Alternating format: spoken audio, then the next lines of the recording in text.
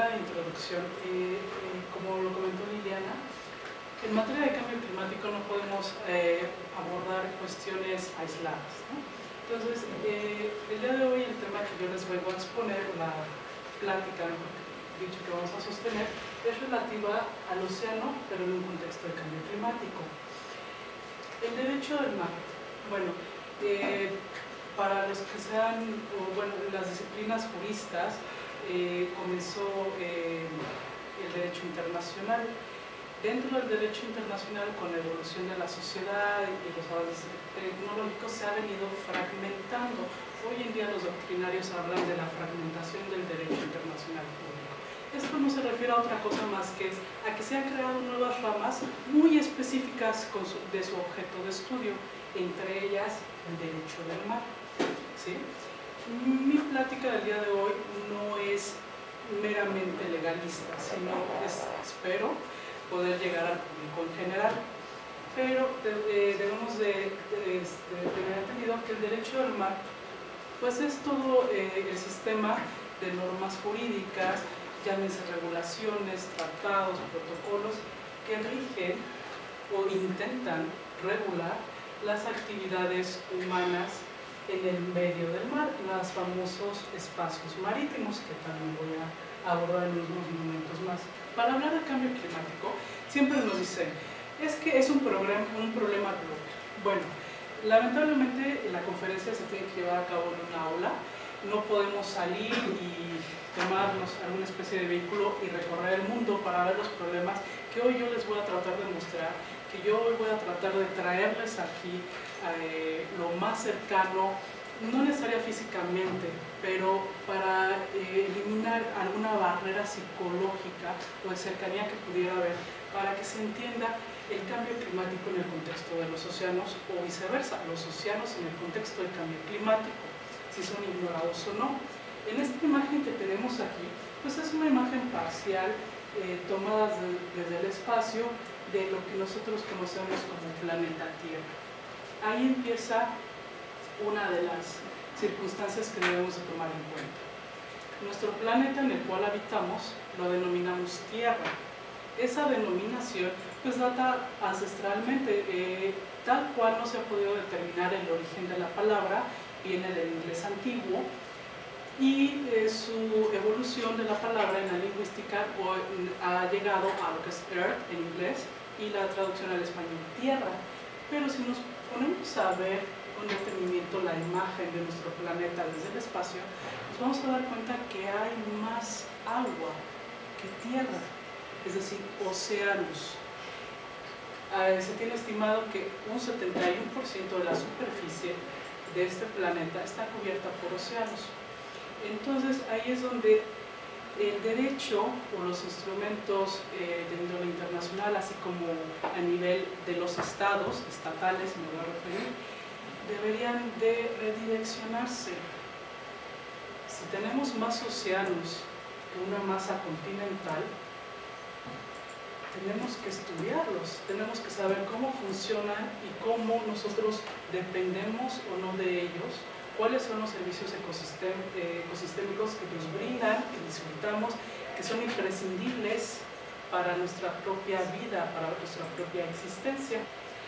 Entonces, eso es una parte. Otra es de que las leyes o los instrumentos, convenciones, etc., abordan un tema o ciertos temas.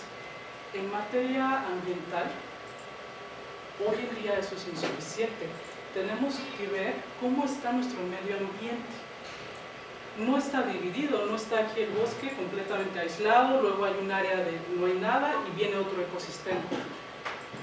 Lamentablemente las leyes y los ordenamientos de índole internacional hasta el día de hoy siguen abordando o tratando de regular tanto la explotación económica como la mitigación de ciertos problemas de manera aislada. Es decir, no se ve la interconexión de los ecosistemas en las leyes, y ese es el problema. El derecho, refiriéndome al sistema de normas jurídicas internacionales, tratados, están un paso atrás. Queremos resolver problemas interdisciplinarios con instrumentos jurídicos no interdisciplinarios. Así nunca vamos a poder. En esta imagen, que no es de mi autoría, estamos viendo cómo es uno solo, somos uno solo, ¿sí? Y así es como deberíamos abordar los problemas, un solo problema. En la Agenda 2030 de las metas del desarrollo sustentable decimos meta 1, meta 2. Para poder alcanzar el éxito de todas esas metas, necesitamos hacerlo de manera transversal y conjunta. No podemos decir, me voy a enfocar a erradicar la pobreza. Ok, ¿y de dónde vas a generar empleos? ¿De dónde vas a alimentar a tu población? Si no estás tomando en cuenta el todo. Ahora, esta plática versa sobre, bueno, el océano y el cambio climático. Vamos a ver qué es todo lo que está afectando a los océanos, qué presión se les está poniendo, aparte del cambio climático, porque el cambio climático es una de muchas situaciones que está estresando al ecosistema más grande del planeta. Para poder entender esta situación tenemos que tener clara que hay una conexión tierra-océano.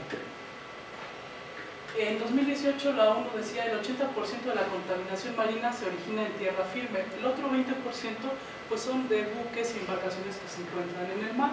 Aquí vemos en esta animación cómo el ecosistema va desapareciendo cuando lo vamos urbanizando, cuando se comienzan a crear ciudades. Aquellos ecosistemas que estaban limpios comienzan a verse contaminados, comienzan a verse sucios, afectados e incluso desaparecen. Aquí vemos que ya comienzan a confluir varias leyes que tal vez nosotros conozcamos, como es la de desarrollo urbano, las leyes en materia de manejo de residuos. Por ejemplo, la agricultura no es el problema son cómo hacemos la agricultura. Todos los fertilizantes y nutrientes que se le ponen va a llegar a algún lado, llega al mar. Al haber un exceso de nutrientes comienza a suceder la eutrofización, que es el exceso de algas en el mar, lo que se come el oxígeno, lo que no permite la vida del ecosistema marino que ahí había. Pero eso no es todo. Nosotros pensamos en la industria agroindustrial, pero también desde casa somos parte del problema. Todos los desechos, aguas residuales, contienen todo lo que usamos en casa y llega a nosotros si consumimos, bueno, regresa a nosotros si consumimos productos del mar. Hoy en día hablamos mucho de microplásticos, pero el microplástico no es lo único que nos está afectando. Todos los detergentes, todos los residuos sólidos, aceites, gasolina, está en el mar. Ahí es a donde lo hemos mandado. Ahora, hablan mucho de, es que el plástico se degrada. El plástico se fragmenta, nunca desaparece, no se va del planeta. Se fragmenta, se fragmenta, se fragmenta a tamaños que tal vez son imperceptibles al ojo humano, pero no se va de la Tierra. Esas leyes que dicen, es que vamos a dejar de vender bolsas de plástico a partir de hoy, ya mañana no hay bolsas de plástico. Perfecto. ¿Y el plástico que consumiste desde los 50 hasta el día de ayer? ¿Qué? Ese plástico sigue en los rellenos sanitarios y no hay ninguna ley ni ningún organismo que se haya preocupado de vamos a hacer algo con ese plástico. Nada más estamos viendo el problema ahorita al presente a corto plazo y no a largo plazo. Los desechos plásticos, así como de metal, de cartón, que están en rellenos sanitarios, y los orgánicos e inorgánicos en general, siguen ahí revueltos, emitiendo gases metano, que a lo mejor no son un gran contribuyente a los efectos de los gases invernadero, pero contribuyen. El plástico, cualquier objeto plástico que ustedes se imaginan, se va a fragmentar, pero no desaparece, se queda en el planeta. ¿Qué va a pasar? Ahorita están penetrando a los suelos, a los mantos acuíferos, y van a llegar al agua que bebemos. Compremos o no botellas de plástico, los microplásticos van a llegar a nosotros y llegan al océano. Entonces, ahí está el primer error. la concepción de hoy dejamos de usar plástico, sean popotes, sean bolsas de plástico, sea unicel, es más que suficiente, ya mañana no hay, ya se acabó el problema. Es mentira. ¿Qué hay del plástico y de todos los demás desechos que siguen siendo desechos y que están en los rellenos sanitarios? No hay un tratamiento a esos desechos. No los vemos, pero no existen para nosotros. Los océanos tienen que lidiar no solo con el plástico, con todo lo demás. Desde acero, combustible, no solo de buques, emisiones de gases invernadero. Para que tengamos una mejor idea, esta imagen es de una de las presentaciones que usa Al Gore. Tenemos aquí la industria tanto de la producción de cárnicos como agricultura. Tenemos las minas, procesos industriales en general, plantas de carbón, bueno, cuando se quema la basura, fertilización, incendios forestales, los rellenos sanitarios. Todo esto emite gases y contribuye a los gases invernaderos. Todos estos procesos tienen una huella hídrica. La huella hídrica se refiere al consumo de agua que necesitan para realizar su proceso industrial, de producción, etc. Esa agua requiere de un tratamiento. Hay agua, como la de la industria minera, que es altamente contaminante una vez que se usa en el proceso, y aunque se le dé un tratamiento, no puede reutilizarse para nada, más que nada por altos niveles de cianuro que se utiliza en la industria. Pero esa agua tiene que llegar a algún lado, la mandan al mar. Entonces todo esto llega al mar. Más aparte tenemos la industria del transporte aéreo, la producción de petróleo, exploración, extracción y producción de petróleo, y la industria marítima, o en inglés se dice shipping, o el comercio industrial, que los barcos también requieren de combustible fósil, o el bunker foil, o sea, el combustible para barcos, que es altamente contaminante. Todo eso lo dejan en el mar. Como si eso fuera poco, uno de los efectos de los gases invernadero devenido del cambio climático es el calentamiento global. O sea, es uno de los efectos, no es el único. El calentamiento global ha afectado a algo que se llama permafrost. Voy a hablar de esto más adelantito, con más detalle. El permafrost jurídicamente no tiene una categoría, porque los juristas no sabemos qué es, porque los geólogos no nos han dicho qué es. Es una composición de tierra, pero congelada. Entonces, ¿es agua congelada? ¿Es tierra congelada? ¿O es agua con tierra congelada? No sabemos. Y este permafrost no tiene una categoría jurídica. Jurídicamente no lo podemos definir. Para allá vamos. El problema es de que al no saber qué es, no podemos regular. Hablando de la conexión tierra-océano, dicen, bueno, ya vimos, sí, todo va a dar al mar. Bueno, vamos a darlo un poco más gráficamente. En el color rosita están las megaciudades en regiones costeras. No se preocupen por tomar fotografías, yo les voy a decir de dónde sacarlas a la conclusión de esta plática. Estas grandes ciudades pues tienen una gran concentración de población, lo que significa que tienen un gran desarrollo urbano, lo que significa que generan mucho desperdicio, aguas residuales y contaminación en general. Si se dan cuenta, todas estas ciudades que estamos señalando en rosa son ciudades costeras. Todo va a dar al mar. Algunas ciudades, como en Singapur, en Yakarta, ya se está tratando el agua de lo que nosotros llamaríamos aguas negras, a tal grado que la filtran y es apta para consumo humano. A lo mejor si nos dijeran, miren, traemos esta agua de Singapur, pues nadie la quisiera tomar. Pero hay que ver si realmente es una opción. que todos a nivel mundial pudiéramos implementar. Porque otro de los problemas que enfrenta nuestro ecosistema marino, nuestros océanos, es la idea muy creativa de algunos científicos de, pues, nos falta agua para consumo humano, agua fresca, agua dulce, pues hay que desalinizar el agua de mar.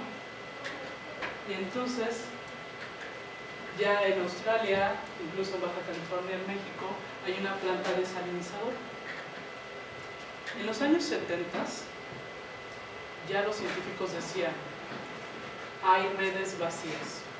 ¿Qué significa redes vacías? Que se estaba pescando a niveles exorbitantes los recursos pesqueros y que ya no era sostenible esa pesca. Los llamaron locos, que eso nunca iba a pasar. ¿Y cómo era posible que nos fuéramos a acabar todo el pescado del mundo? Hoy tenemos el 10% del pescado, de peces, para consumir. Solo eso queda. Hoy yo les digo, los que dicen que hay que desalinizar el agua, la agroindustria. Aquí tenemos un mapa de Estados Unidos con muchos colores. Los colores, entre más intenso el rojo, es el mayor uso de fertilizantes y por lo tanto el mayor índice de contaminación por fertilizantes y nutrientes utilizados en la agricultura y agroindustria. Todo esto, si se dan cuenta, desde acá, desde Dakota del Norte, Montana, de Estados Unidos, hay un río, uno de los más largos del continente americano, el Mississippi. El Mississippi desemboca aquí, en Luisiana, en el Golfo de México, donde hoy en día tenemos la zona muerta más grande del mundo, o zona de eutrofización, es decir, no hay vida marina en esa zona. ¿Por qué? Pues porque todos estos químicos no deberían estar ahí, para empezar. Pero pues eso no importa, ¿no? O sea, la gente come carne de puerco, come trigo, hay que producir. Todo esto, algo tienen que hacer, y lo que hacen es verterlo al mar. ¿Qué importa? Aquí, aunque se vierte al Golfo de México, está del lado del territorio marítimo de Estados Unidos. Y es donde está, en Estados Unidos, la industria de exploración y extracción petrolera más fuerte. También donde han tenido los dos derrames de petróleo en plataforma, mejor dicho, no de petróleo, de crudo, más grandes en la historia de la humanidad. Hoy en día, la humanidad, no solo México, no solo Estados Unidos, no, la humanidad tiene que tomar conciencia de no importa dónde estén, todas las actividades diarias que realicemos a nivel individual, familia, comunidad, colonia, municipio, estado, país, tienen un impacto en el océano, sean económicas o no. El hecho de bañarnos, de ponernos maquillaje, lavar la ropa, comprar ropa nueva, comprar zapatos nuevos, comer, todo eso impacta en el océano. Ahora, son actividades de consumo, son nuestra vida diaria. Las actividades económicas, no hay actividad económica que no tenga un impacto en la naturaleza. Eso es cierto, ¿sí? Hablamos de, bueno, es que hay que tratar de llegar a una economía circular. Sin duda se puede alcanzar una economía circular siempre y cuando imitemos a la naturaleza. La naturaleza no desperdicia nada. Todo lo que produce, que la hoja se cayó, se secó y eso no es basura, sirve de nutriente al suelo, etc. Son los servicios ecosistémicos dentro de cada ecosistema. Si nosotros, al realizar una actividad económica, logramos imitar a la naturaleza en ese sentido, podríamos llegar a una verdadera economía circular sin impactar el planeta Tierra. Pero todas las actividades económicas hasta el día de hoy y la que se nos ocurra hasta el día de mañana impactan en el medio ambiente. Eso hay que cambiar. Vean aquí el mundo se van a comenzar a ver, bueno, tiene unas líneas, ¿no?, aquí de colores. Vamos a explicarlas. Las líneas azules, hay unas por acá, aquí están los territorios de la Polinesia, bueno, las islas de la Polinesia. Las azules representan tan solo 3.500 rutas de navegación de buques comerciales. Para fines de que se entienda mejor, los portacontenedores, nada más. Pero, ¿qué hay de los turísticos? De los militares, de los pesqueros, de los tanqueros, es decir, los que transportan crudo de un lugar a otro, o petróleo, de los gaseros, porque el gas también se transporta por buque, de aquellos que transportan productos radioactivos. Esos aquí no, nada más son de los buques comerciales. Las líneas azules. Las líneas rojas representan vuelos comerciales, es decir, de la aviación civil, pero no están los vuelos privados, no están los vuelos militares. Y aquello que se alcanza a ver entre amarillo y verde dentro de la Tierra son las autopistas o rutas de transporte terrestre. Todo estos tres tipos de transporte que les acabo de mencionar, uno muy importante. Claro, no nos van a decir los países por dónde mandan a sus submarinos, pero para impulsar un submarino también necesitas combustible fósil. Todo esto son emisiones a la atmósfera, nada más de tres tipos de transporte. Falta el aeroespacial, porque Estados Unidos, Rusia, China están invirtiendo en su industria aeroespacial, están teniendo lanzamientos de satélites. ¿Y eso dónde está? Nada más es para que se den una idea de las emisiones que se hacen a la atmósfera casi por segundo diariamente. Bueno, a ver, ya nos estamos acercando aquí de a ver quién es dueño de quién y hasta dónde. Gobernanza de los océanos. ¿Qué pasaba? Bueno, pues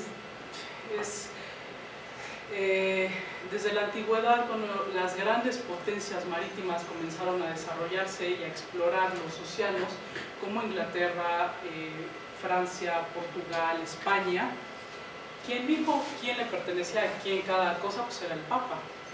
Pero ahí Inglaterra dijo no. Inglaterra nunca reconoció la autoridad del Papa. Pero el Papa, que estaba en ese momento, llegó a dividir a la tierra en dos partes, aquello que le pertenecía a Portugal y aquello que le pertenecía a España. Bueno, nada más para que se den una idea. Ahí tenemos una autoridad internacional dividiendo el mundo conocido en dos. ¿Para quiénes? Pues solo para dos potencias, España y Portugal. Bueno, más para acá, más hacia nuestra edad moderna, tuvimos las convenciones de Ginebra. Eran, si no me equivoco, 3 convenciones: mar territorial, zona contigua, zona económica exclusiva y el alta mar. Pero eran 3 convenciones, digamos, sobre la misma cosa, sobre los océanos. El problema que enfrentaron esas convenciones era de que pues cada estado ratificaba la que quería. El objetivo era de que todos los estados ratificaran las 3, pero eso no se logró. Y ahí fue el primer fracaso de esas convenciones de Ginebra. La que tuvo mayor número de ratificaciones fue la del mar territorial. Después llega la Convención de las Naciones Unidas sobre el Derecho del Mar, que se adoptó el texto en 1982. Esta convención tiene una gran historia. Estuvo a punto de no realizarse. Cuando se adopta esta convención ya era la tercera reunión de cuerpos diplomáticos para negociar. Hay muchas críticas a esta convención. La primera, dicen, es que es una copia de las convenciones de Ginebra y aquí pones todo en un solo texto. A grandes rasgos sí. No hubo una adecuación de las regulaciones de las del 58 al momento que se vivía en los 80s, especialmente atendiendo a ¿qué? Al desarrollo tecnológico de la época. Es uno de los problemas que hoy enfrentamos a pesar, ¿por qué? Porque eso no está regulado. Se adoptó un texto que no estaba adecuado a la realidad que se vivía. Sí hubo una gran modificación en materia de la plataforma continental, pero bueno, eso será materia de otra plática tal vez.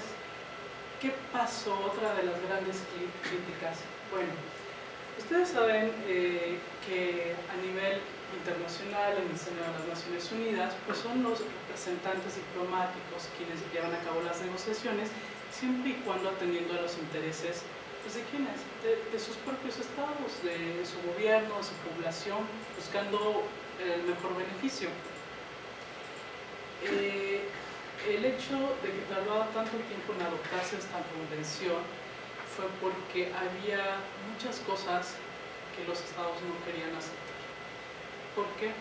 Porque significa un costo en cuanto a la explotación económica de los recursos, es decir, algo que querían hacer, que el texto en su momento de la convención no les iba a permitir si se adoptaba de esa forma. Esta última reunión, que se llama en inglés el UNCLOS 3, o la tercera reunión para las negociaciones de esta convención, se dice que fue meramente política. Fue entre políticos, no científicos, no fue así de, ok, quitamos eso, ponemos esto, así ya sí. Un gran error, tal vez hoy vivimos las consecuencias, pero si no se hacía, se iba a perder. A lo mejor hoy no tendríamos una constitución de los océanos, como se le llama a esta convención. Una convención con un costo político muy alto. Hay muchas cosas que no están reguladas, otras que se pretende estar reguladas, pero no se entiende, como que falta más claridad. Pero bueno, es derivado de esta convención, viene la especificidad en derecho internacional sobre el derecho del mar. Hasta el día de hoy, la última ratificación fue el 16 de junio de 2016 por Azerbaiyán. 168 países han ratificado la convención. De 192, 198, con temor a equivocarme, que son parte de las Naciones Unidas, que son Estados miembros. De un total de alrededor, me parece, 202 o 220 países que hay en el mundo. Es decir, desde el 82, apenas al día de hoy, hay 168 países miembros de Naciones Unidas que han ratificado la convención. No todos los países lo han hecho, no están de acuerdo.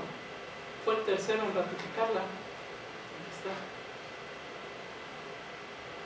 Esta es una captura de pantalla directamente de la página de Naciones Unidas. ¿Qué implicaciones hay en esto? ¿Por qué no todos los países han ratificado esta convención? Número uno, porque se quedaron con las convenciones del 58. Principal país que a lo mejor no les va a sorprender, Estados Unidos. Estados Unidos dijo no, se queda con las convenciones del 58. Para Estados Unidos siguen vigentes las convenciones del 58 y no se le puede aplicar esto. Israel tampoco, ni Venezuela. Y de los 198 países, 192 que son miembros de la ONU, apenas 168, la última ratificación en 2016, se llevó a cabo, tomando en cuenta que en África Darfur fue dividida en Darfur del Sur y Darfur del Norte. Entonces, esa división cuenta como una ratificación más, porque ese país ratificó la convención, a pesar de ser un país sin salida al mar. Bueno, no nada más es decir ratifico la convención y ya. Son más de 300 artículos con anexos. Y es una convención que involucra a todas estas agencias y oficinas de las Naciones Unidas. La convención en sí misma crea el Tribunal Internacional del Mar, que está acá. Pero ustedes dicen, hay un Tribunal Internacional del Mar, perfecto, va a resolver cualquier problema. No. Tiene una competencia específica sobre fondos marinos, sobre la protección al medio ambiente y nada más. No es cualquier problema o incumplimiento que haya en materia de derecho del mar que lo vaya a resolver. No, tiene una competencia específica.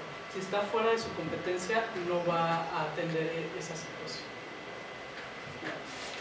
También tenemos estas agencias, por ejemplo, la FAO para la alimentación, para el medio ambiente, para el desarrollo, para la ciencia, que deben de trabajar, yo diría, coordinadamente, con base en el texto de la convención. Pero ¿qué sucede? La FAO en años recientes dijo que para mitigar el problema de hambruna en el mundo, acuicultura. ¿Sí? Los países que no tienen salida al mar, que no pueden realizar agricultura, ganadería, cultivan peces en tanques. No, perfecto. Hasta aquí en México tenemos agricultura de la tilapia y de otras por unos 4 o 5 especies. Error. Es el mismo problema que con la industria agroindustrial. Todos los fertilizantes, bueno, a los peces no se les ponen fertilizantes, pero todos los nutrientes que se les dan y el agua que se les tiene que cambiar porque están en un estanque, va a dar al mar. Eso es contaminación al mar, porque también genera la eutrofización. Ejemplo, el caso del sargazo. Realmente no se ha hecho investigación en esa materia, pero en la península de Yucatán, México, ¿qué tenemos? Pues grandes complejos hoteleros. Hoy en día tienen esta industria del todo incluido. Ellos mismos producen todo lo que te sirven. Además del gran desperdicio de comida, ellos tienen sus propios galerones, etcétera, donde que cultivan que el pez, que el arroz, etcétera. Todo eso, las aguas de fertilizantes, de nutrientes, lo desechan ahí mismo, en la costa del Caribe. Y ahora se preguntan que de dónde vino el sargazo, aparte de las aguas residuales y aguas negras y aguas de lastre y contaminación de combustibles de los buques de turismo que llegan al embarcadero de Playa del Carmen en Cozumel. Quieren demandar a Brasil y decirle a las Naciones Unidas que les dé dinero para limpiar. ¿Dónde está la planeación de desarrollo urbano turístico del estado de Quintana Roo y Yucatán? ¿Dónde está el cumplimiento de las obligaciones plasmadas en la CONVEMAR por parte del Estado mexicano en lo que versa la protección del medio ambiente marino? No es competencia de la ONU resolver ese problema. Eso es el sargazo en esa área. Si bien no saben si viene del Mar de los Sargazos, si viene del Brasil, les puedo asegurar que una de las razones del por qué está ahí es por el exceso de contaminantes que la industria hotelera y turística vierten al mar. La Organización Marítima Internacional, ¿de dónde viene? Se crea con la Convención. La Convención habla en varios artículos de la autoridad responsable, la autoridad competente. Expresamente nunca refiere a la Organización Marítima Internacional, lo que en algunos años suscitó muchos problemas porque los estados no se querían adherir a la OMI. Pero no, pues es que no, aquí dice que la autoridad y no dice que es la Organización Marítima Internacional. Es una agencia de Naciones Unidas con un mandato específico: la seguridad de la vida humana en el mar y la protección del medio ambiente marino. Nada más. Esa es la competencia de esta organización. La mayoría de los instrumentos que emite son recomendaciones, es decir, no son vinculatorios, no tiene un carácter vinculatorio a la organización, solo se limita a exhortar a los estados a cumplir con las obligaciones para que pues, todo este sistema trabaje. La Organización Internacional del Trabajo, que sí también tiene mucho que ver aquí por la gente de mar que trabaja en los buques, principalmente. También entrarían pues los buzos, iba a decir la gente de los puertos, pero no. Más que nada es la gente de mar, la tripulación. Pero si se dan cuenta, no es solo una cosa, sino es todo. Y cuando la FAO dice, bueno, vamos a mitigar el problema de la hambruna, no nada más lo puede hacer así como se le ocurra, tiene que ver la consecuencia de sus actos. Hoy en día, ¿cómo vamos a desaparecer la acuicultura si ya hay una industria, hay una población determinada que depende de ella? Pero está generando gran contaminación al mar. La UNESCO se encarga en general de la conservación del patrimonio de la humanidad y otras cosas, en las cuales hay muchos sitios marinos. La UNESCO hoy en día está tomando un papel, que digo que bueno, un papel principal, porque todos los problemas de los océanos, acidificación, contaminación, blancamiento del coral, están dañando estos sitios considerados como patrimonio de la humanidad. Para que se den una idea, para empezar, la Convención de 1982 o la CONVEMAR, unos la abrevian como UNCLOS, pero esta abreviatura es en inglés y no es la correcta. Crea los espacios marítimos, divide al mar de una manera ficticia, porque pues no hay como los muros de Trump aquí o algo así, no. O sea, no vas a llegar acá y vas a decir, estás saliendo de la zona que no. La convención nos dice cuántas millas náuticas de aquí a allá y cómo se van a medir de las líneas de base. Hay muchos casos sui generis que tienen que ser atendidos caso por caso y según las especificaciones geográficas de cada país.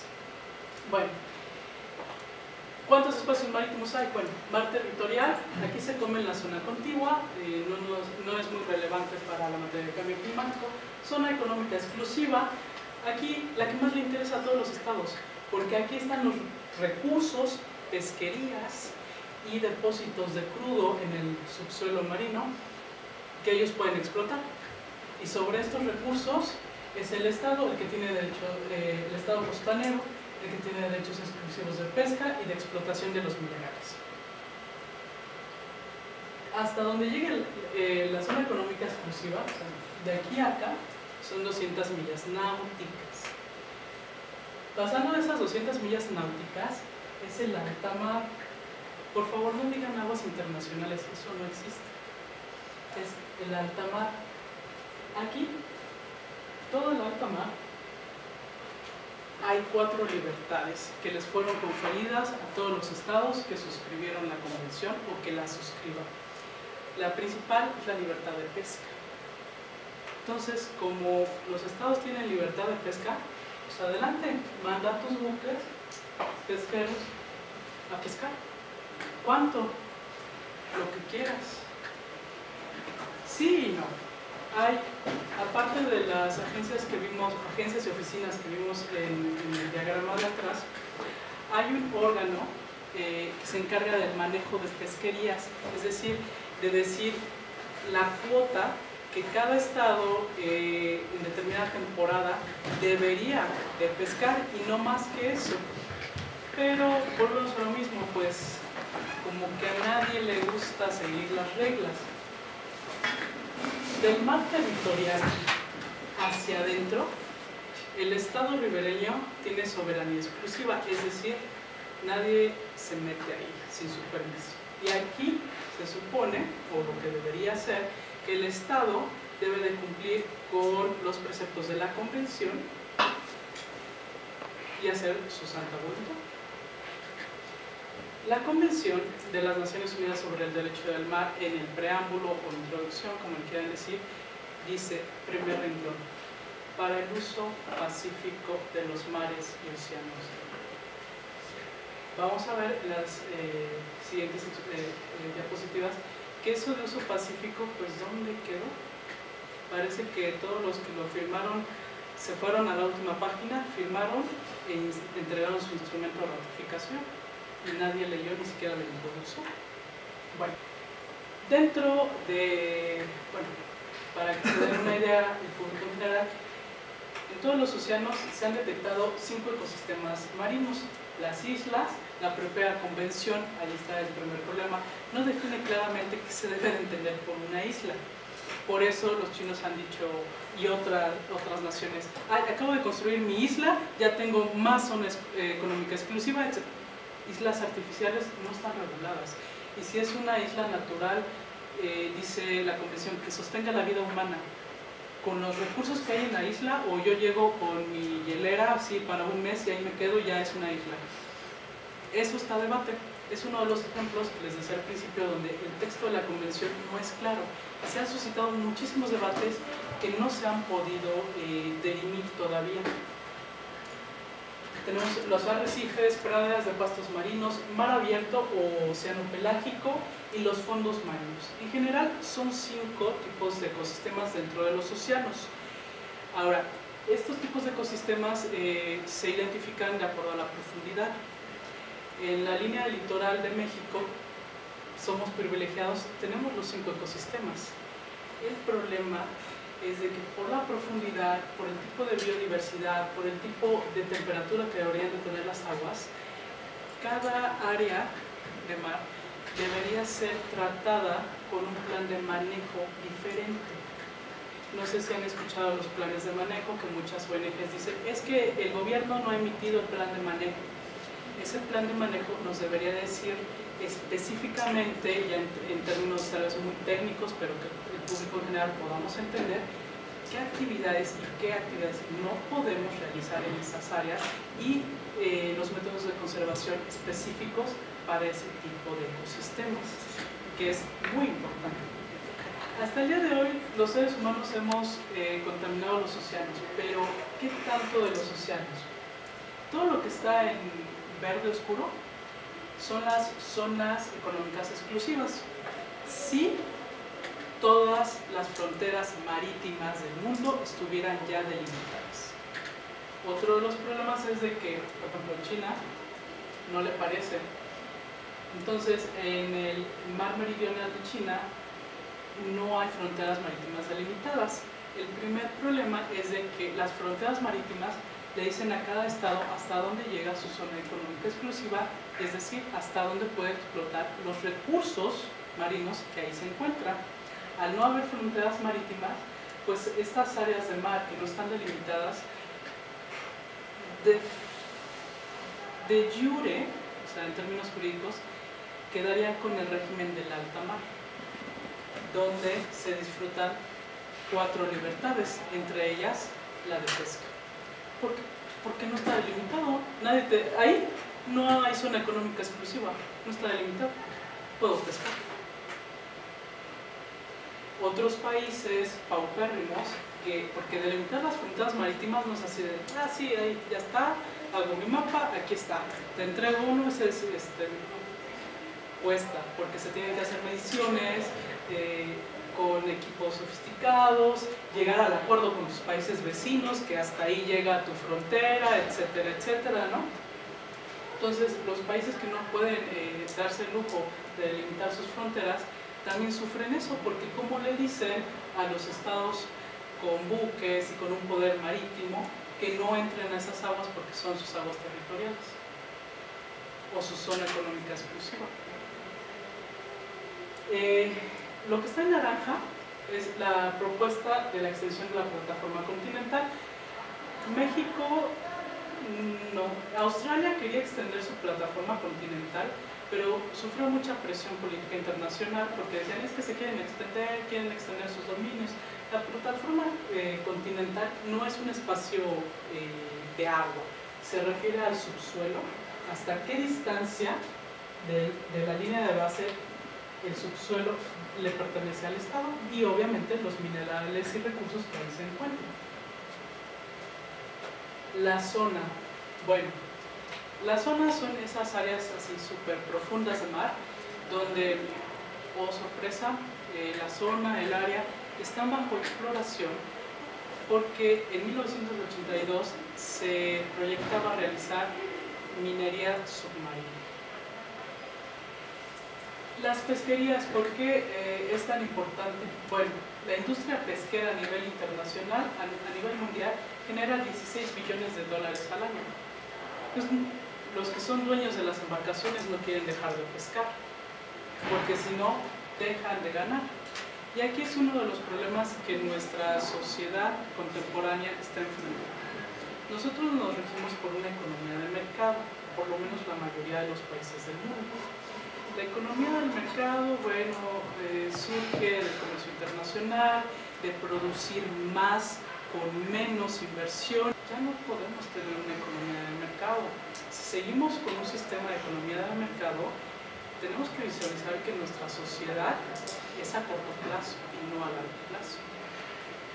Ya no podemos producir más cantidades con menos recursos que no tenemos, porque los recursos que han sido explotados han sido los no renovables, principalmente el agua apta para consumo humano o el agua dulce, que es un recurso no renovable que está presente en todos los procesos industriales y que es necesario, desde para la fabricación de alimentos hasta para sus contenedores, como las botellas de plástico, que hoy todo el mundo habla de las botellas de plástico.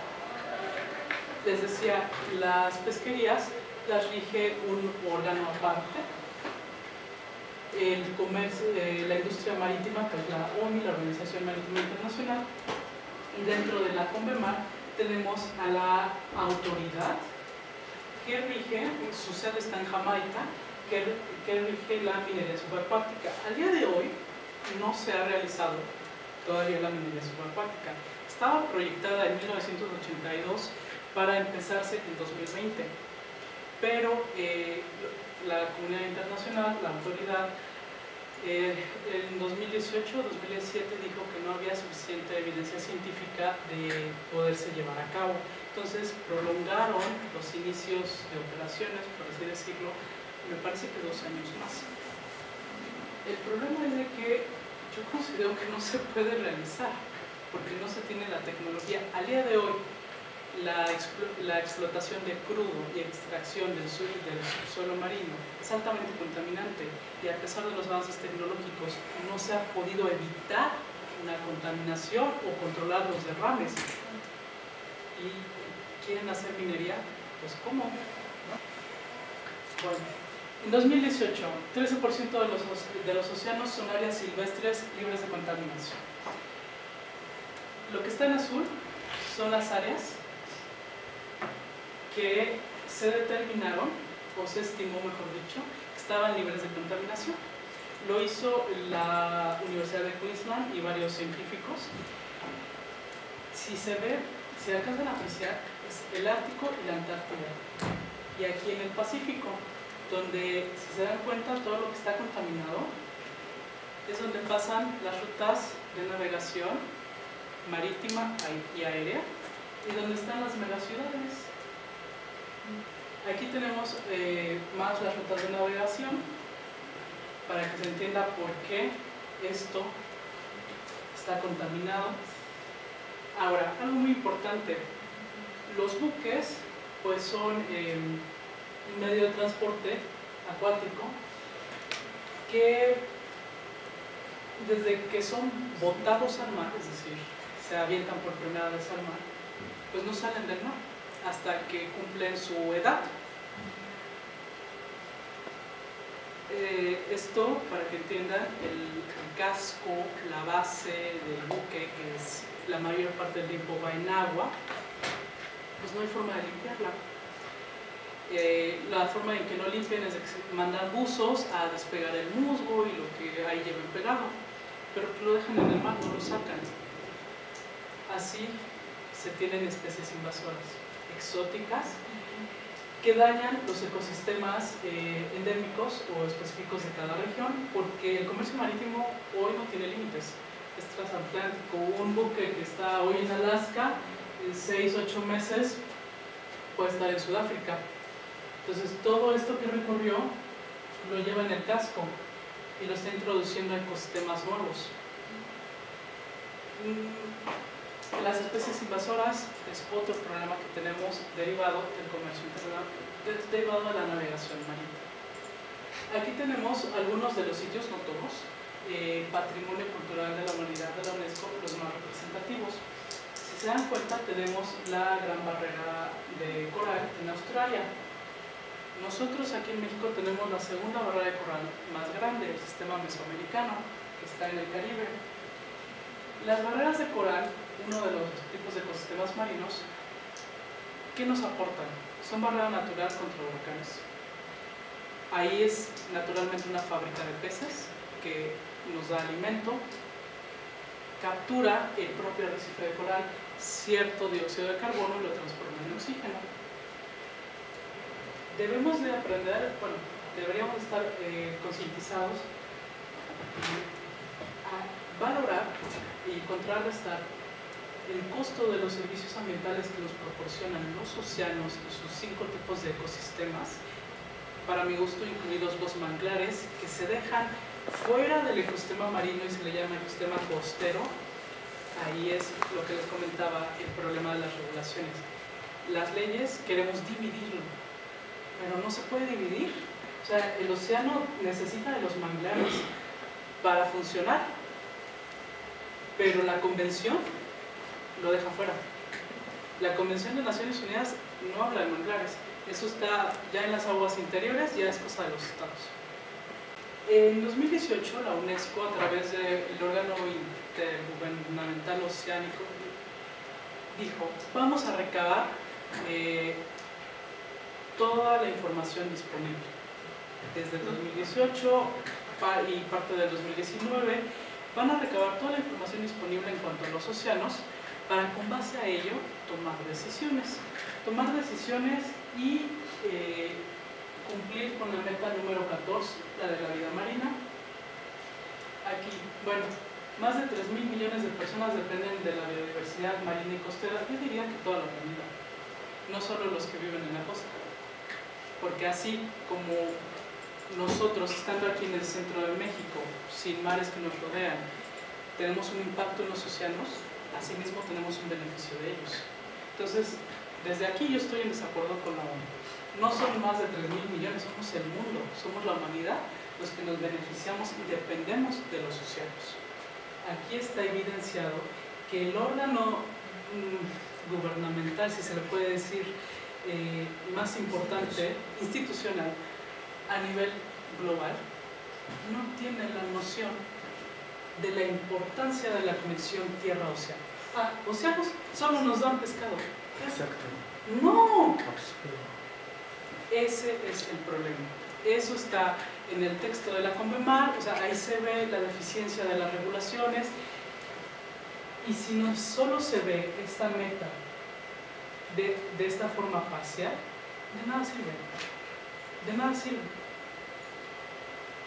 Vimos en el video de las líneas de colores sobre las líneas de transporte, una de ellas la aviación internacional. Aquí están las 17 metas del desarrollo sustentable. Esto es tomado de la página de la Organización de la Aviación Civil Internacional, OASI o ICAO, está en inglés. No es importante que lo veamos punto por punto, vamos a la 14, ¿no? A la que se enfoca en la vida marina. Si se dan cuenta, la Organización de la Aviación Civil Internacional dice: no, yo no tengo injerencia en los océanos.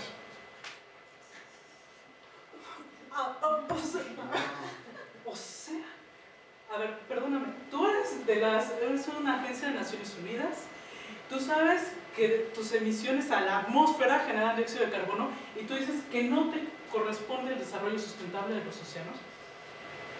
Esto se los traigo para que vean el problema que hay a nivel internacional. No hay transversalidad. No, los océanos, no, yo soy del aire. Al nivel más alto. Bueno, y además, por ejemplo, las líneas de, las rutas aéreas, sí, pues también interfieren, por ejemplo, con las aves migratorias, que además hay una gran cantidad de aves que son marinas, son consideradas de vida marina. Entonces, ¿cómo se les ocurre que no pueden tener relación? Es absurdo. Gracias. Vamos a seguir avanzando. Vamos por el alto. La Convención de Naciones Unidas no regula, no tuvo el tiempo de detenerse a pensar en el Ártico y la Antártida. les dedica solo un artículo, el 234 o 234, donde dice The Polar Regions, las regiones polares. Ni siquiera se refiere al Ártico o la Antártida. ¿Qué sucede? Es uno de los artículos más vagos, es decir, menos claros, que tú lo lees y dices, entonces, ¿de quién es deber de cuidar el medio ambiente de las zonas polares? ¿De los estados que ahí tienen su territorio o de todos los demás? Pero si hay áreas del Ártico que están fuera de las fronteras marítimas de los estados, pues es alta mar. O sea, entonces le corresponde a todos los demás. No se entiende el artículo. Ha habido una gran discusión en la academia. El Consejo Ártico, ellos tienen una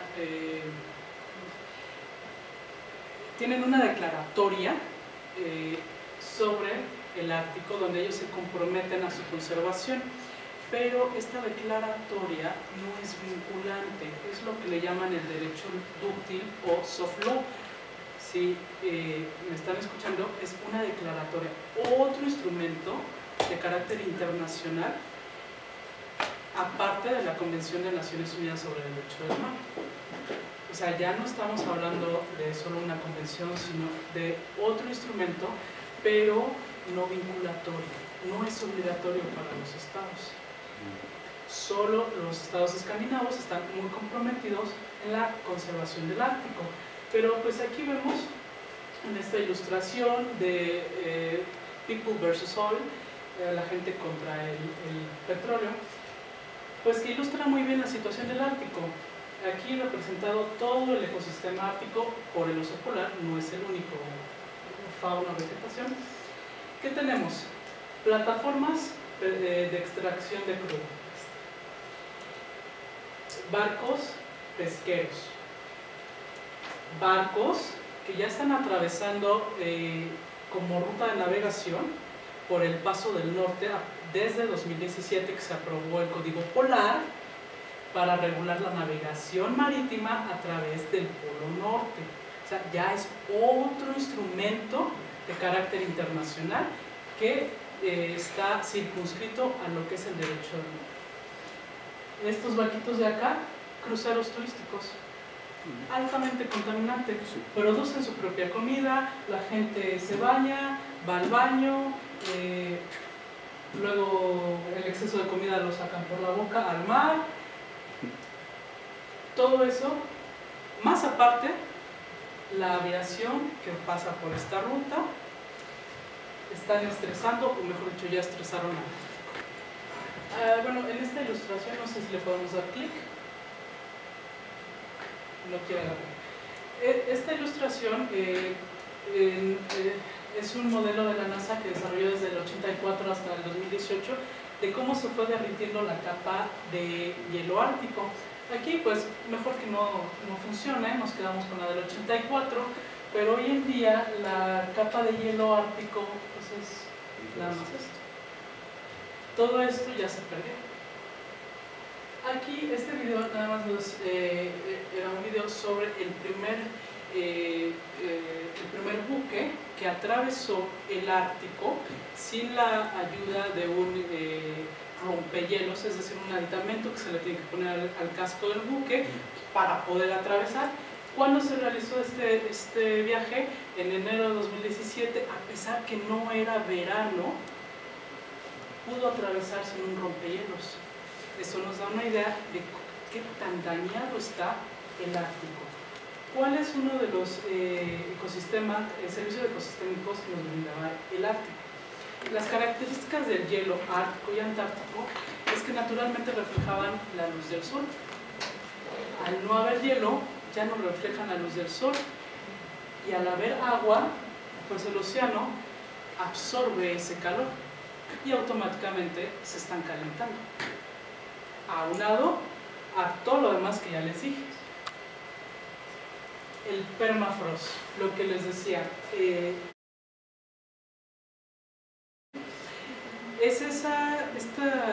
permafrost, jurídicamente no sabemos si es tierra, si es hielo, no está definido, pero pues no nos deberíamos de preocupar tanto ya por definirlo porque se está derritiendo. La cabra. ¿Sí? Hay dos problemas. Para la gente que vive en Groenlandia, en Svalbard, en Islandia, tenían construcción en sus casas, algunos de ellos sobre permafrost. Las casas se han hecho así de lado, porque se hunde el terreno, se está cambiando el relieve. Lo más preocupante es de que este permafrost también englobaba metano y dióxido de carbono. Y bueno, el video, hay dos científicos que lo hacen así, sale una llama pues, de gas metano. Obviamente el derretimiento del permafrost va a contribuir a los gases invernadero, pero ¿qué hay en el permafrost? Realmente no sabemos. El permafrost son capas de hielo, que, bueno, no me sé las eras por su nombre, su nomenclatura científica, pero que datan desde inicios de la Tierra. Los científicos, biólogos, geólogos dicen es que hay virus atrapados ahí, bacterias y tal vez otras cosas que no tenemos nombres para ello, que potencialmente se van a liberar. Y nosotros, y los demás, la demás vida en este planeta, pero bueno, el ser humano es centralista y dice, ¿y yo qué? ¿No? Bueno, esta imagen fue devastadora. Cuando los osos polares llegan a los pueblos más cercanos en Rusia en busca de comida, literalmente, bueno, nosotros aquí en México tenemos la situación de los perros que se encuentran en esta situación de calle, pues es una imagen muy similar, solo que son osos polares. La misma fauna está emigrando por el cambio climático. Es un buen ejemplo para que entiendan, o la audiencia entienda, que aquella fauna, o aquella, mejor dicho, biodiversidad que tiene la capacidad de migrar, tiene más chances o más oportunidades de sobrevivir, pero la que no puede va a morir. Y la biodiversidad que no se puede mover, que más nos interesa a nosotros, o más nos debería interesarnos, son los arrecifes de coral. La temperatura creciente en el fondo marino los está agotando, los está literalmente matando o blanqueando, la palabra que ustedes quieran decir. Un coral blanqueado es un coral muerto, no tiene la capacidad de moverse y tratar de sobrevivir. La Antártida, igualmente esta imagen era para ver qué tanto se ha reducido el hielo antártico. Es preocupante, en ambos polos se ha reducido casi al mínimo. ¿Esto va a incrementar el nivel del mar? Sí, pero no en los polos. Deberíamos nosotros como México ser los más preocupados, porque dadas las características de nuestro planeta, que es esférico, ese aumento va a empezar del centro hacia arriba y hacia abajo.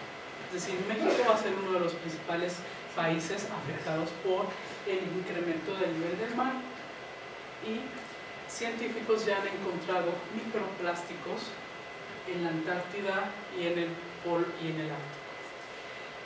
Nos da una idea de la capacidad que tiene el plástico de invadir ya todo nuestro planeta. Por favor. Muy lamentable las pesquerías y la libertad de pesca.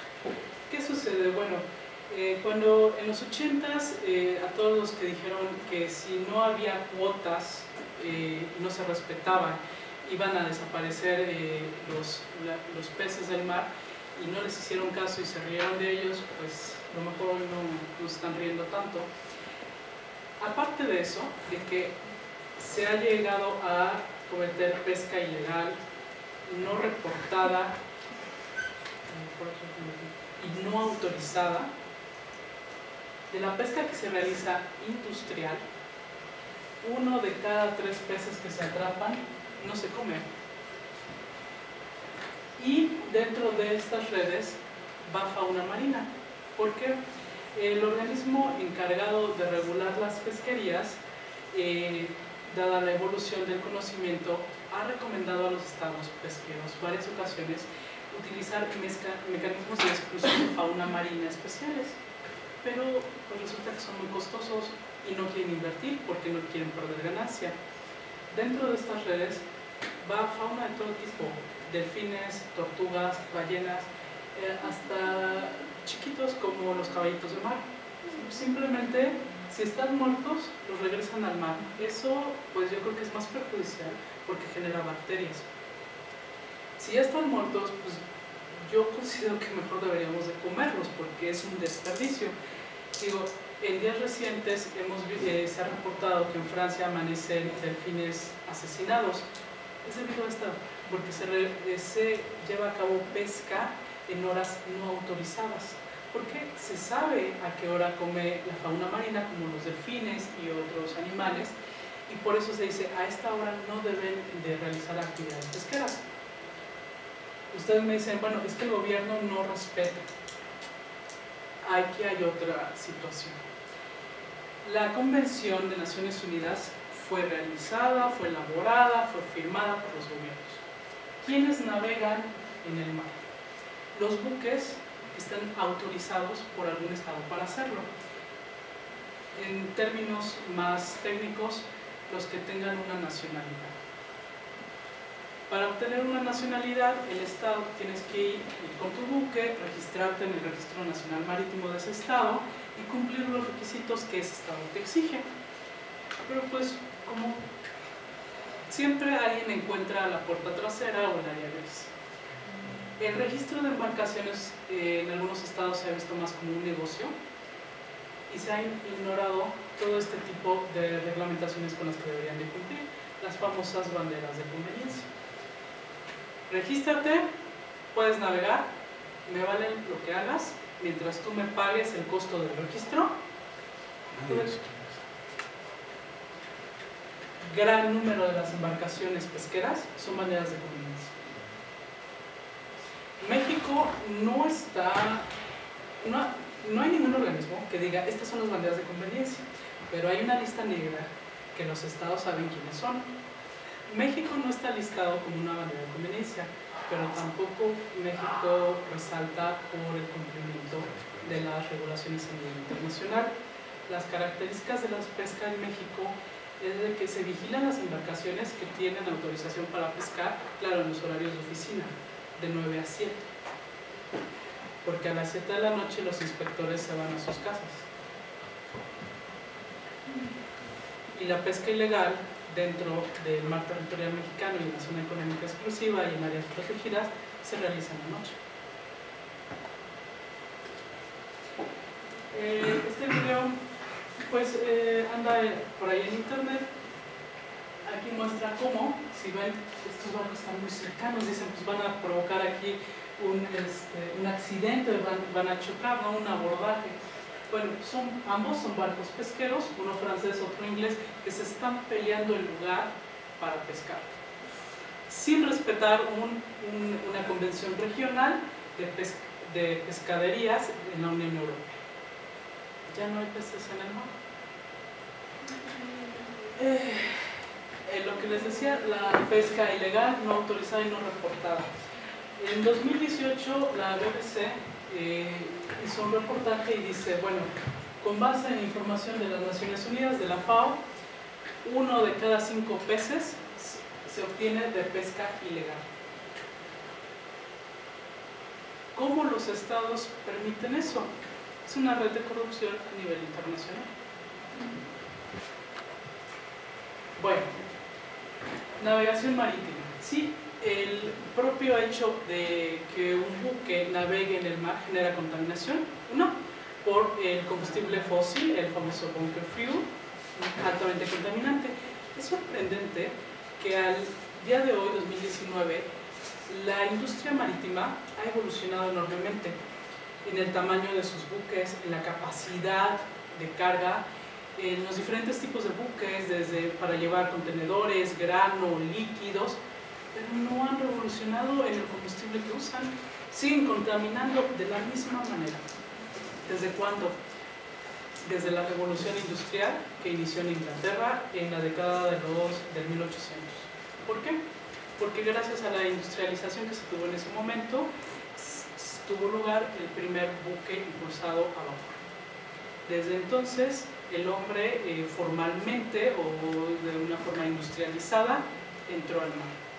la tecnología y el desarrollo tecnológico de los buques ha permitido al ser humano a llegar a áreas del mar que tal vez jamás hubiéramos imaginado, o que cuando se creó la Convención de 1982 no se pensaba que se pudieran alcanzar. El problema, como les decía, es de que las regulaciones de esta convención de las que hoy les hablo, del derecho del mar, datan del 82 e incluso desde antes, porque se incorporaron de convenciones previas.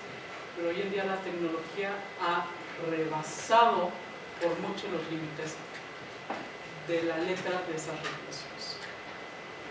¿Qué pasa? Bueno, otro medio de contaminación, aquí vemos un vertedero de contenedores en el mar. Aquí llevaban televisiones, salas, hasta automóviles.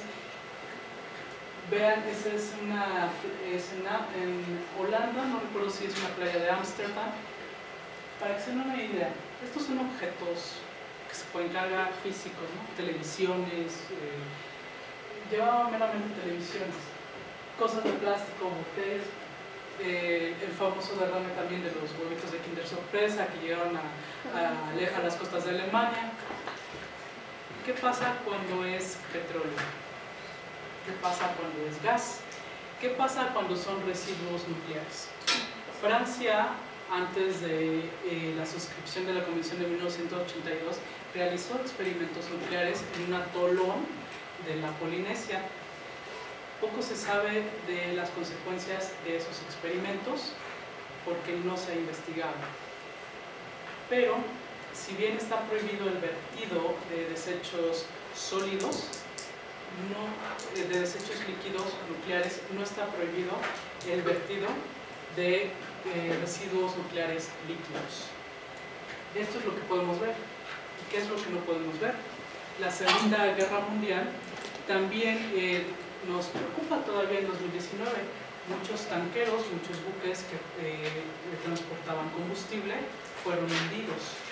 En su momento, parte de ese combustible se quedó en llamas en la superficie, pero hay todavía uno de ellos, por lo menos que se ha encontrado, que tiene todavía petróleo. ¿Cómo vamos a sacar ese petróleo sin contaminar? Y si se sale antes de que lo podamos sacar, ¿qué va a pasar? Hoy en día hablamos del plástico. Eso es lo que podemos ver. Las botellas de plástico, los globos que terminan en el mar. El plástico no es malo. El problema es de que nosotros le dimos un uso momentáneo. No solo al plástico, también al cartón y a muchos otros objetos.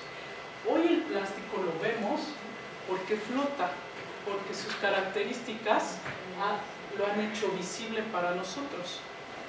Pero todo aquello, desde papel, plástico, cartón, acero, que se le da un solo uso, nos contamina los mares, porque ahí es donde termina todo.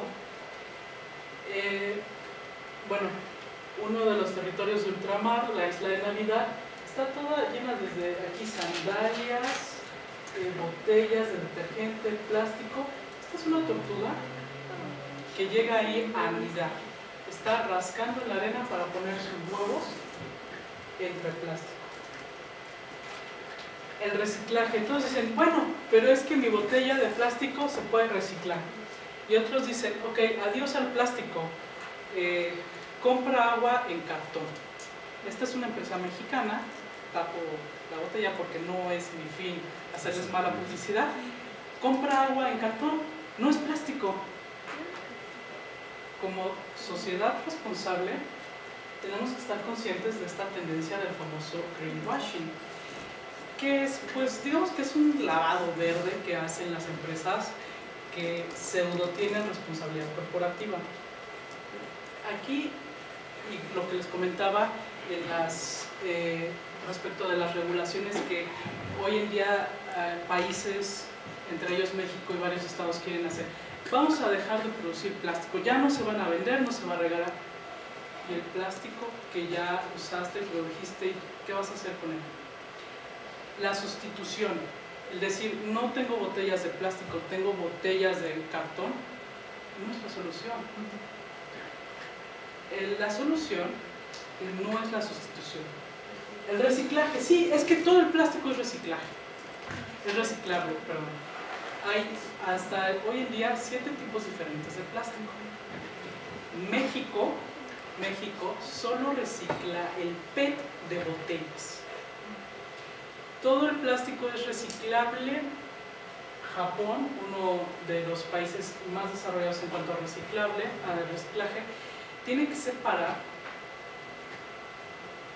he visto desde 45 hasta 100 tipos diferentes de plástico para su reciclaje. La complejidad para la audiencia que nos ve en reciclar el plástico es de que para su reciclaje se tiene que triturar. Entre más delgado, más finito sea el plástico, es más difícil. Por eso aquí en México solo se recicla el PET, porque solo está la industria del reciclaje del PET. Ojo, en México no se recicla todo el PET que se produce. Hay opciones. Tampoco es mi intención hacer publicidad. Esta es una botella de vidrio. Hoy en día las botellas de vidrio se usan para vender agua mineralizada.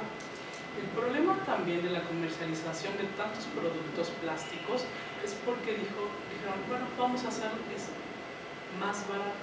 ¿Para quién? Para la industria. A la industria le sale más barato comprar y seguir haciendo botellas de plástico que reciclarlas. El problema no solo es reciclar, es una vez que tienes ese plástico reciclado, la industria, la compañía que fabrica botellas de plástico, ¿te va a comprar ese plástico para hacer botellas nuevas de plástico? La respuesta es no, porque le sale más caro. Y la idea que nos quieren vender a nosotros como sociedades, como individuos, es que es tu responsabilidad.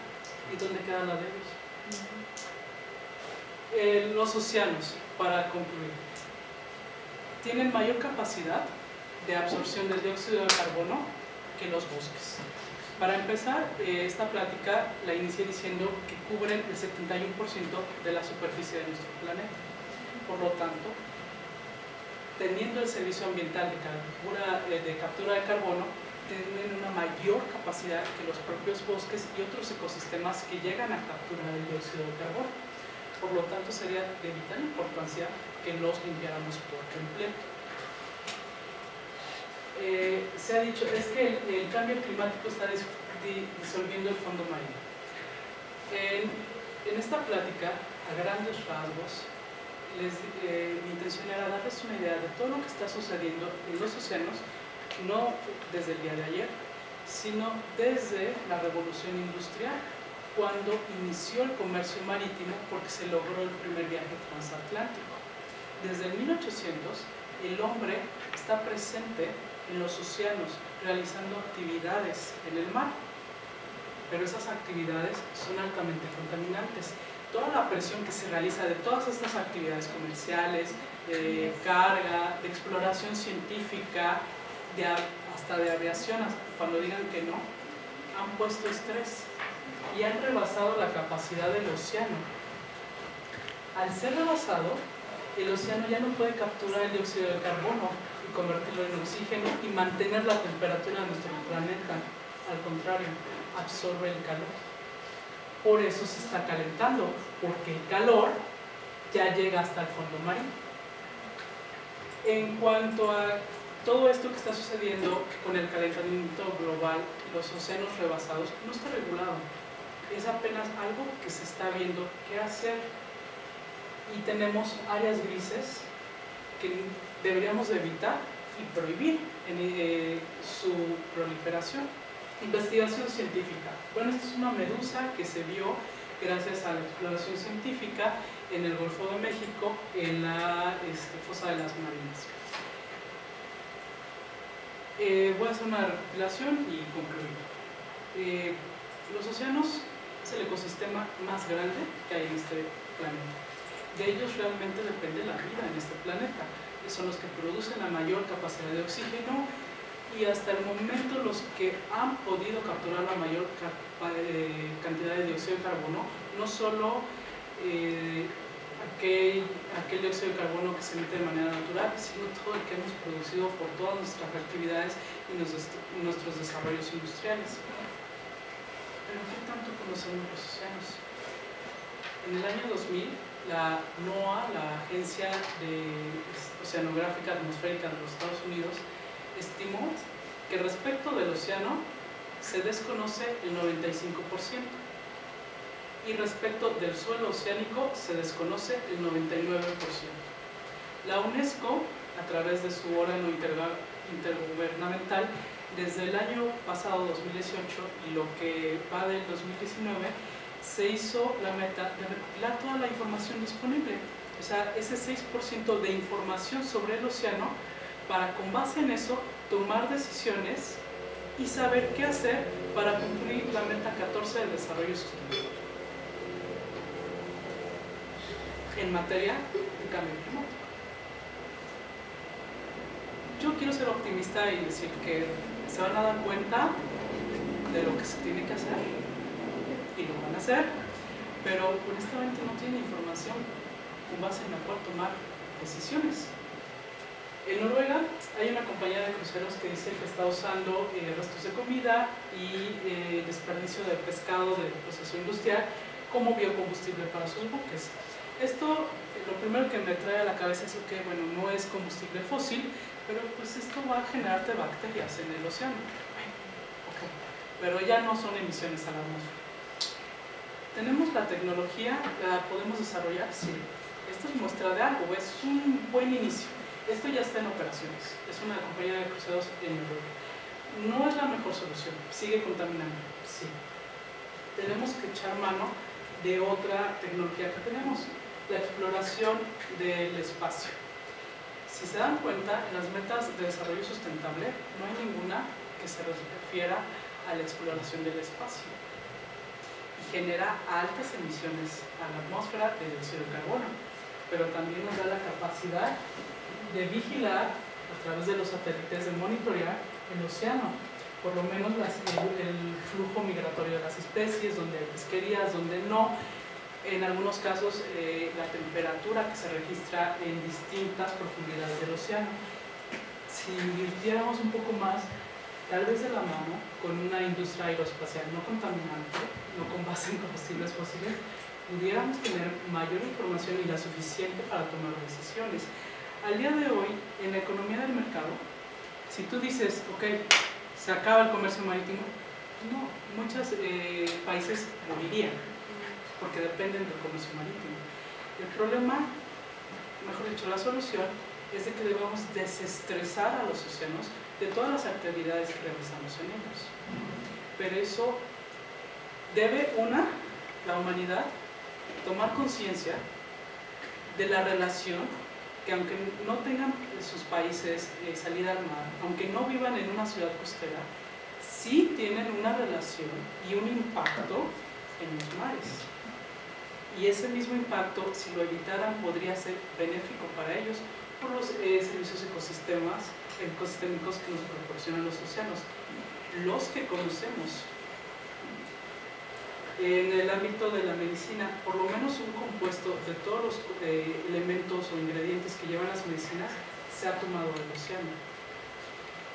La cura para muchas enfermedades, con lo que desconocemos del océano, yo les podría decir que se encuentra en el océano. El problema es que invertir en investigación científica pues sale muy costoso, porque no es algo de lo que se obtenga ganancia inmediatamente, pero es algo que los estados tienen capacidad de realizar y que deberían de hacer, y que debieron de haber hecho desde antes de la suscripción de la Convención de 1982, porque ya existía exploración científica. Hoy en día el reto es muy grande. Los océanos, si no estuvieran estresados, no estaríamos hablando, por lo menos, de calentamiento global. ¿Podemos llegar a frenar el cambio climático? No. ¿Podemos mitigar el cambio climático? Sí. ¿Podríamos mitigar casi en su totalidad o por etapas según el cambio de nuestras actividades respecto al calentamiento global? Sí. Necesitamos desestresar a nuestros océanos.